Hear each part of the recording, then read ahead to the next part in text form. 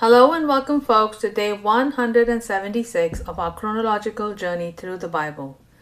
Today we'll be reading 1 Kings chapter 15, verses 1 through 24, and we'll be following that up with 2 Chronicles chapters 13 through 16, focusing on the reigns of Abijah and Asa in Judah.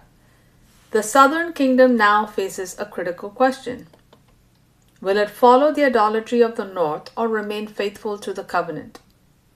Abijah speaks boldly about God's covenant with David, and Asa begins well, removing idols, restoring worship, and seeking the Lord. And chronologically, we see cycles beginning to emerge.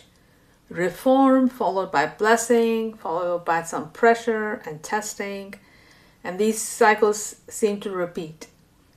So before we step into the word, let's open with a prayer. Lord, even if we have started well, help us, Lord, to remain steadfast and strengthen our trust in the midst of trials. Let us not look left or right or to man, but only to you. And may we depend on your word, and may your word be a lamp unto our feet and a light unto our path. We pray this in Jesus' name. Amen. Alright, let's jump into 1 Kings chapter 15, and we'll be reading just the first 24 verses. In the 18th year of the reign of Jeroboam son of Nebat, Abijam became king of Judah, and he reigned in Jerusalem 3 years. His mother's name was Maachah, daughter of Abishalom. And Abijam walked in all the sins that his father before him had committed, and his heart was not as fully devoted to the Lord his God as the heart of David his forefather had been. Nevertheless, for the sake of David, the Lord his God gave him a lamp in Jerusalem by raising up a son to succeed him and to make Jerusalem strong. For David had done what was right in the eyes of the Lord, and had not turned aside from anything the Lord commanded all the days of his life, except in the matter of Uriah the Hittite. And there was war between the houses of Rehoboam and Jeroboam all the days of Abijam's life. As for the rest of the acts of Abijam, along with all his accomplishments, are they not written in the book of the Chronicles of the kings of Judah? And there was war between Abijam and Jeroboam.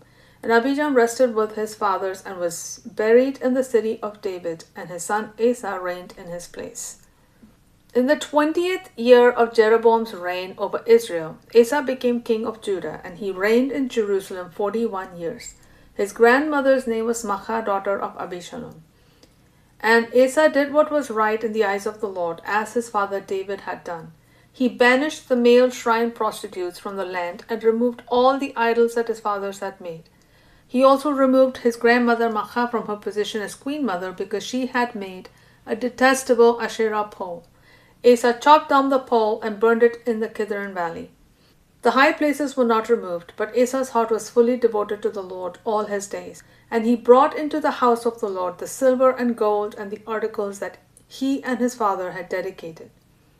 Now there was war between Asa and Baasha king of Israel throughout their days. Baasha king of Israel went to war against Judah and fortified Ramah to prevent anyone from leaving or entering the territory of Asa king of Judah. So Asa withdrew all the silver and gold that remained in the treasuries of the house of the Lord and the royal palace. He entrusted it to his servants and sent them with this message to Ben-Hadad, son of Tabrimon, the son of Hezion, the king of Aram, who was ruling in Damascus. Let there be a treaty between me and you, as there was between my father and your father. See, I have sent you a gift of silver and gold.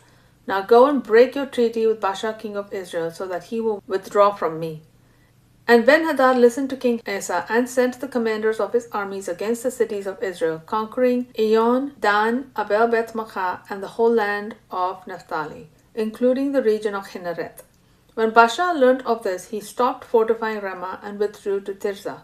Then King Asa summoned all the men of Judah with no exceptions, and they carried away the stones of Ramah and the timbers Baasha had used for building. And with these materials, King Asa built up Geba of Benjamin, as well as Mizpah. Now the rest of the acts of Asa, along with all his might, all his accomplishments, and the cities he built, are they not written in the book of the Chronicles of the kings of Judah? In his old age, however, he became diseased in his feet. And Asa rested with his fathers and was buried with them in the city of his father David, and his son Jehoshaphat reigned in his place. Alright, now let's move on to 2 Chronicles chapter 13. In the 18th year of Jeroboam's reign, Abijah became king of Judah, and he reigned in Jerusalem 3 years. His mother's name was Micaiah, daughter of Uriel. She was from Gibeah. And there was war between Abijah and Jeroboam. Abijah went into battle with an army of 400,000 chosen men, while Jeroboam drew up in formation against him with 800,000 chosen and mighty men of valor. Then Abijah stood on Mount Zemaraim in the hill country of Ephraim, and said, Hear me, O Jeroboam and all Israel. Do you not know that the Lord, the God of Israel, has given the kingship of Israel to David and his descendants forever by a covenant of salt? Yet Jeroboam son of Nebat, a servant of Solomon, son of David, rose up and rebelled against his master. Then worthless and wicked men gathered around him to resist Rehoboam son of Solomon, when he was young, inexperienced, and unable to resist them. And now you think you can resist the kingdom of the Lord, which is in the hands of David's descendants. You are indeed a vast army, and you have with you the golden calves that Jeroboam made for you as gods. But did you not drive out the priests of the Lord, the sons of Aaron, and the Levites? And did you not make priests for yourselves, as do the peoples of other lands? Now whoever comes to consecrate himself with a young bull and 7 rams can become a priest of things that are not God's. But as for us, the Lord is our God. We have not forsaken him. The priests who minister to the Lord are sons of Aaron, and the Levites attend to their duties. Every morning and every evening they present burnt offerings and fragrant incense to the Lord. They set out the rows of showbread on the ceremonially clean table, and every evening they light the lamps of the gold lampstand. We are carrying out the requirements of the Lord our God, while you have forsaken him. Now behold, God himself is with us as our head, and his priests with their trumpets sound the battle call against you. O children of Israel, do not fight against the Lord, the God of your fathers, for you will not succeed. Now Jeroboam had sent troops around to ambush from the rear, so that while he was in front of Judah, the ambush was behind them. When Judah turned and discovered that the battle was both before and behind them, they cried out to the Lord. Then the priests blew the trumpets, and the men of Judah raised the battle cry. And when they raised the cry, God routed Jeroboam and all Israel before Abijah and Judah. So the Israelites fled before Judah, and God delivered them into their hands. Then Abijah and his people struck them with a mighty blow, and 500,000 chosen men of Israel fell slain. Thus the Israelites were subdued at that time, and the men of Judah prevailed, because they relied on the Lord, the God of their fathers. Abijah pursued Jeroboam and captured some cities from him, Bethel, Jeshanah, and Ephron, along with their villages. Jeroboam did not again recover his power during the days of Abijah, and the Lord struck him down, and he died. But Abijah grew strong, married 14 wives, and became the father of 22 sons and 16 daughters. Now the rest of the acts of Abijah, along with his ways and his words, are written in the treatise of the prophet Iddo. Chapter 14. Then Abijah rested with his fathers and was buried in the city of David. And his son Asa reigned in his place, and in his days the land was at peace for 10 years. And Asa did what was good and right in the eyes of the Lord his God.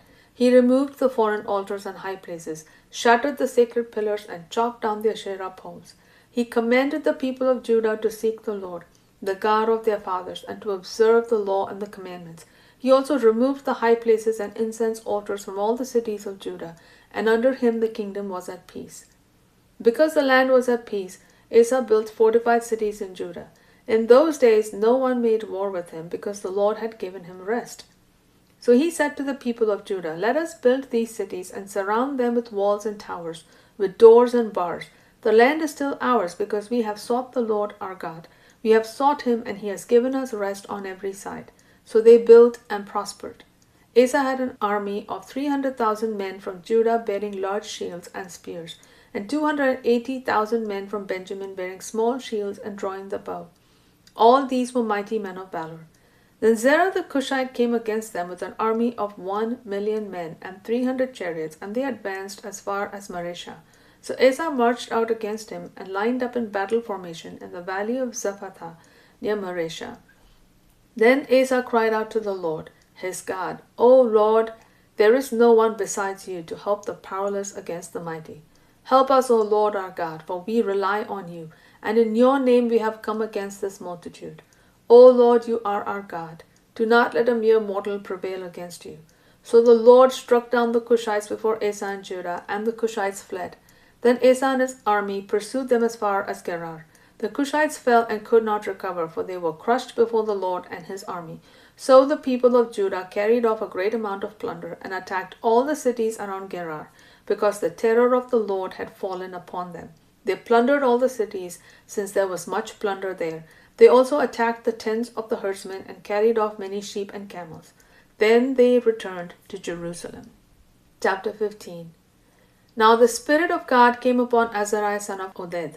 So he went out to meet Asa and said to him, Listen to me, Asa, and all Judah and Benjamin. The Lord is with you when you are with him.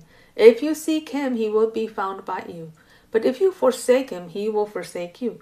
For many years Israel has been without the true God, without a priest to instruct them, and without the law. But in their distress they turned to the Lord, the God of Israel, and sought him, and he was found by them. In those days there was no safety for travelers, because the residents of the lands had many conflicts. Nation was crushed by nation, and city by city, for God afflicted them with all kinds of adversity. But as for you, be strong, do not be discouraged, for your work will be rewarded. When Asa heard these words and the prophecy of Azariah son of Oded the prophet, he took courage and removed the detestable idols from the whole land of Judah and Benjamin, and from the cities he had captured in the hill country of Ephraim. He then restored the altar of the Lord that was in front of the portico of the Lord's temple. And he assembled all Judah and Benjamin, along with those from the tribes of Ephraim, Manasseh, and Simeon, who had settled among them. For great numbers had come over to him from Israel when they saw that the Lord his God was with him. So they gathered together in Jerusalem in the 3rd month of the 15th year of Asa's reign. At that time they sacrificed to the Lord 700 oxen and 7,000 sheep from all the plunder they had brought back. Then they entered into a covenant to seek the Lord, the God of their fathers, with all their heart and soul. And whoever would not seek the Lord, the God of Israel, would be put to death, whether young or old, man or woman. They took an oath to the Lord with a loud voice, with shouting, trumpets, and ram's horns. And all Judah rejoiced over the oath, for they had sworn it with all their heart. They had sought him earnestly, and he was found by them. So the Lord gave them rest on every side. King Asa also removed his grandmother Maachah from her position as queen mother, because she had made a detestable Asherah pole. Asa chopped down the pole, crushed it, and burned it in the Kidron valley. The high places were not removed from Israel, but Asa's heart was fully devoted all his days. And he brought into the house of God the silver and gold and the articles that he and his father had dedicated. And there was no war until the 35th year of Asa's reign. Chapter 16. In the 36th year of Asa's reign, Baasha king of Israel went up against Judah and fortified Ramah to prevent anyone from leaving or entering the territory of Asa king of Judah. So Asa withdrew the silver and gold from the treasuries of the house of the Lord and the royal palace, and he sent it with this message to Ben-Hadad king of Aram, who was ruling in Damascus. Let there be a treaty between me and you, as there was between my father and your father. See, I have sent you silver and gold. Now go and break your treaty with Baasha king of Israel, so that he will withdraw from me. And Ben-Hadad listened to King Asa, and sent the commanders of his armies against the cities of Israel, conquering Eon, Dan, Abel-Maim, and all the store cities of Naphtali. When Baasha learned of this, he stopped fortifying Ramah and abandoned his work. Then King Asa brought all the men of Judah, and they carried away the stones of Ramah and the timbers Baasha had used for building, and with these materials he built up Geba and Mizpah. At that time Hanani the seer came to King Asa of Judah and told him, Because you have relied on the king of Aram and not on the Lord your God, the army of the king of Aram has escaped from your hand. Were not the Cushites and Libyans a vast army with many chariots and horsemen? Yet because you relied on the Lord, he delivered them into your hand. For the eyes of the Lord roam to and fro over all the earth, to show himself strong on behalf of those whose hearts are fully devoted to him. You have acted foolishly in this matter. From now on, therefore, you will be at war. Asa was angry with the seer and became so enraged over this matter that he put the man in prison, and at the same time Asa oppressed some of the people. Now the acts of Asa from the beginning to end are indeed written in the book of the kings of Judah and Israel. In the 39th year of his reign, Asa became diseased in his feet, and his disease became increasingly severe. Yet even in his illness he did not seek the Lord, but only the physicians. So in the 41st year of his reign, Asa died and rested with his fathers. And he was buried in the tomb that he had cut out for himself in the city of David. They laid him on a bier that was full of spices and various splendid perfumes. Then they made a great fire in his honor. Asa's early reforms are encouraging, right? As we read, he removes idols and leads the people in covenant renewal. When threatened militarily, he prays, acknowledging dependence on God, and victory follows. Yet later, Asa relies on political alliances instead of seeking the Lord. The prophet confronts him. The eyes of the Lord range throughout the earth to strengthen those whose hearts are fully committed to him. That phrase is powerful. Fully committed hearts invite divine strength.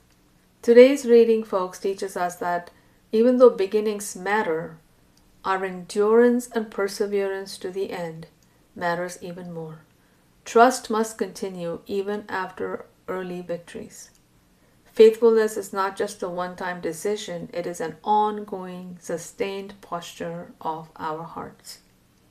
And with that, we bring our session today to a close.